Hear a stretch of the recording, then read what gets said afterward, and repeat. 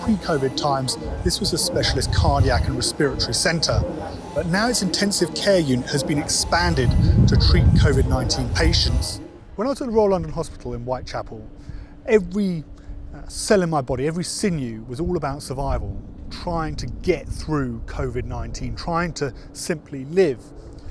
And it was very difficult to have an understanding about what the doctors and nurses who were treating me, who were there to save my life, who were working tirelessly to save my life, were going through. And so I wanted to come to this hospital, the Royal Brompton in West London, to try and understand exactly what they did and how they did it and how they've kept going. Yeah, thank you. What's it like getting ready, putting all of that equipment on? It was quite psychologically challenging to start with. Staff were putting on equipment that they hadn't come across before. It was changing. There were a lot of concerns they were reading in the media about it running short. Sometimes it went down to the wire. We were getting it late into the night, enough to get us through the night shift, and we weren't always sure when the next delivery was coming and actually what was in the next delivery. Now they're used to it. Now they trust us. They know we're providing them with stuff, and we've actually found other ways of keeping ourselves supplied. So Lawrence, one of our managers, he's got contacts in the Chelsea School of Fashion.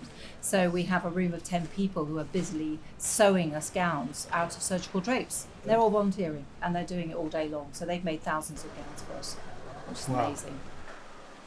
What's interesting is that here the doctors are wearing protective equipment that those who treated me didn't wear. And this was at the beginning of the process when I was in hospital, 18th, 19th, 20th of March to the 23rd. All they had were those face masks that you can buy from a pharmacist. So you have to wonder, I just hope those who looked after me were okay.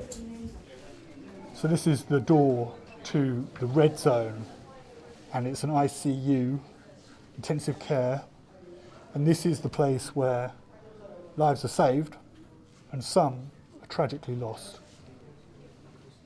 This patient has a tracheostomy, you might be able to see, Yeah.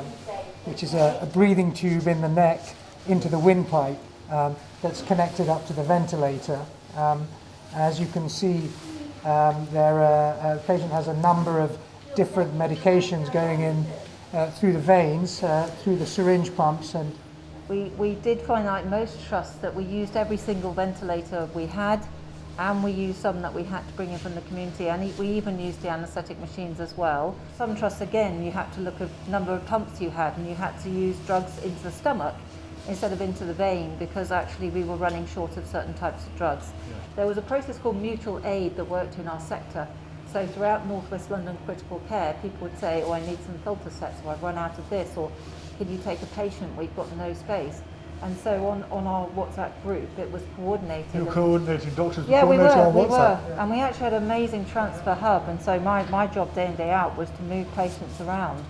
And we managed to stay just within our surge capacity because of the fact we had the mutual aid, and because of hospitals like ourselves and Harefield. Being overwhelmed. We stopped others being overwhelmed because we didn't have the A&E. So we didn't have the floods of patients coming in through the front door.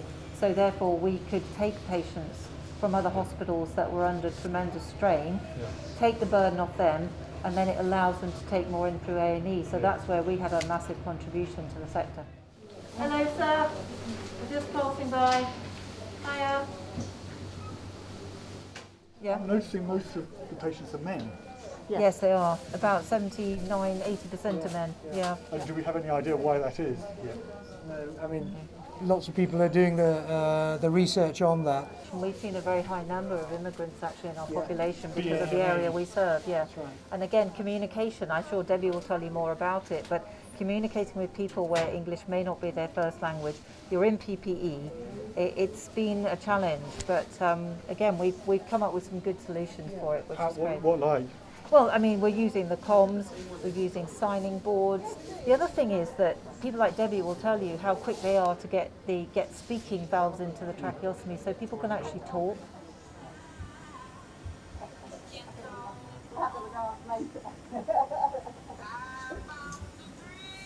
Thing about the music. Yeah. Like a bit of music, don't we? Love a bit of music. He And a loves dance. the music. And we dance. And How do you cope with the stress? We've been walking through the intensive care unit, and it's a really tough environment. How do How do you process it? How do you get through the days? You just cope with it. You just get on with it because you know that there's a human being in front of you that needs to be cared for. You need to give them that compassion.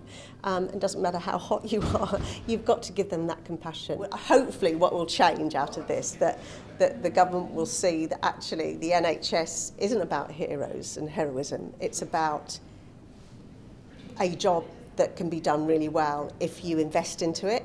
And for too long, the acute sector has been, there's been no money going into it that really makes a difference, and certainly in the community has been left, and you've seen that with all the news reports with lack of PPE, and I can see that in care homes and the community, because I've got patients at home who have got long-term ventilation through a trachea, and they struggle with their carers and PPE. So, and it's worse out there, so I feel more vulnerable when I go and do my outreach patients than I do when I come to hospital where I know I've got full PPE. So I think there has to be a sit back, sit down and have an investment and have a think and talk to the people on the front line of actually what is needed and how it can be managed. Because it can, because we've all come together to do it. Quite a technique to taking this mask off. It was much busier only a few weeks ago, and the doctors and nurses here are preparing for a second wave. When the government comes to lift the lockdown restrictions, that will increase the R rate, the rate of transmission. And that, the doctors and nurses fear, could lead to an increase in the number of patients contracting coronavirus and requiring this specialist treatment. So Dr. Singh, this was the X-ray that was taken in the early hours of the 18th of March when I was admitted into hospital. Just to say that this is an image that's been transferred, so this is not the X-ray itself. And if we look at the lungs, as it's predominantly a lung-related condition, ordinarily black equals air, which is good. White equals fluid, inflammation, cells, or vessels. Now the blood vessels within it will be normal appearances, but the additional areas of white here, if you like, these fluffy white opacities in the peripheries of the lungs on the right-hand side and in the peripheries of the lungs on the left-hand side, down in the base on the left-hand side. This is abnormal, and this likely represents the inflammation caused by the viral pneumonitis, the viral pneumonia that you had. So I remember coming down the stairs shortly before I was admitted into hospital and saying to my wife, I feel like I'm drowning. I feel like I'm suffocating. Yes. And that was something that really freaked her out. But you're talking about fluid. It felt like my lungs were filling up. Yes. And I couldn't get that breath. Every time I coughed, it just felt like I was drowning. It felt like my body was shutting down. It felt like everything was just falling to bits. And it was very frightening. Sure. Yeah.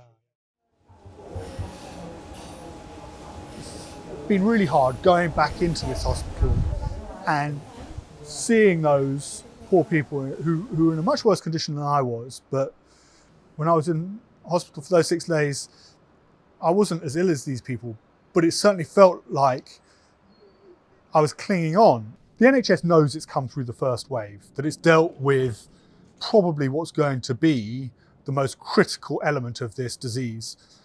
But there is the danger that there'll be a second wave, and possibly that second wave could be even greater if, as restrictions are lifted, this virus spreads throughout society.